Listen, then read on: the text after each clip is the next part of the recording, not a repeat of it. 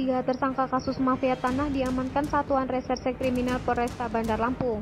Ketiganya yakni US, seorang wira swasta, AN, oknum honorer Badan Pertanahan Nasional, dan JD, mantan ASN BPN Kota Bandar Lampung. Tahun 2020 sampai dengan sekarang awal 2020 kita sudah menangani 4 perkara yang terkait dengan tanah. Ini bisa dikatakan sebagai bagian dari mafia tanah. Kenapa? Karena orang-orang ini korbannya bisa lebih dari 1 orang. Berbagai macam cara dan modus.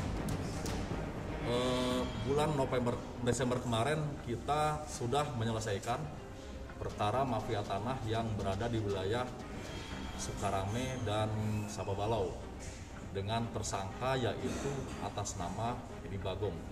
Saat ini sedang dalam proses persidangan, ya, dalam proses persidangan di mana modus yang bersangkutan bahwa yang bersangkutan menjual sertifikat tanah tanpa adanya tanah yang bersesuaian dengan surat-surat tersebut. Kemudian juga kita saat ini menangani perkara terkait dengan mafia tanah yang kita jadikan tersangka yaitu perempuan berusia sekitar 50-an tahun, ya, di mana yang bersangkutan modusnya itu menempati tanah-tanah yang tidak dikelola oleh pemiliknya, sehingga kemudian menyewakan tanah tersebut ke orang-orang sehingga menghambat dalam pengelolaan tanah tersebut berikutnya oleh pihak pemilik. Kemudian kita juga ada mengungkap mafia tanah di daerah Kemiling, ya, di daerah Kemiling sekarang sudah ke-21.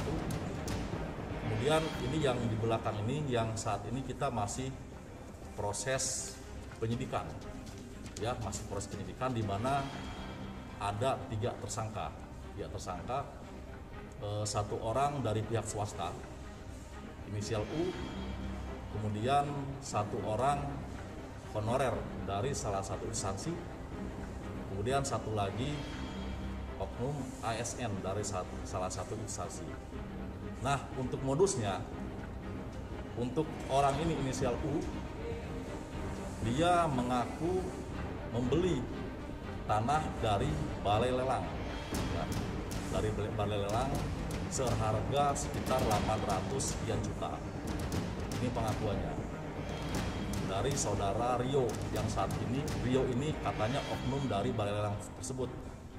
Sampai saat ini Rio masih kita lakukan pencarian. Setelah kita lakukan penyelidikan, ternyata kwitansi antara tersangka U dengan Rio ini hanya sebesar 150 juta, bukan lagi 833 juta. Dia membeli surat tanah bentuknya sporadik, ya. Kemudian U ini bekerja sama dengan salah satu honorer dari salah satu instansi untuk mengecek keberadaan tanah tersebut dan apakah di tanah tersebut sudah ada sertifikatnya apa belum. Dicek, menyatakan bahwa oknum ini menyatakan bahwa di atas tanah tersebut belum ada sertifikatnya, sehingga bisa dibuatkan sertifikat berikutnya. Inisial U ini mencari sertifikat yang ada di sekitaran lokasi. Ditemukanlah di kantornya sertifikat hasil PTSL, ya, milik E, akan tetapi sertifikat ini belum diambil oleh pemiliknya, belum diambil, sehingga diambillah sertifikat ini. Nama yang ada di sertifikat tersebut dirubah dengan berbagai macam cara, ya, dirubah menjadi nama pemiliknya menjadi inisial U ini, ya. Kita sudah melakukan cek laboratorium, ternyata terbukti nama sebelumnya ada muncul. Dan kita sudah periksa juga yang inisial E ini, emang dia mengajukan sertifikat corona sebelumnya, akan tetapi belum diambil. Dia belum banyak. Ya. Akan tetapi sertifikat yang untuk inisial E ini wanita, belum diserahkan ke yang bersangkutan. Ya. Ini salah satu sertifikatnya ada di sini. Mereka ini adalah mereka saling bekerja sama, ya, terutama mereka mencari dan mengasar tanah-tanah yang kosong yang mereka menunjukkan belum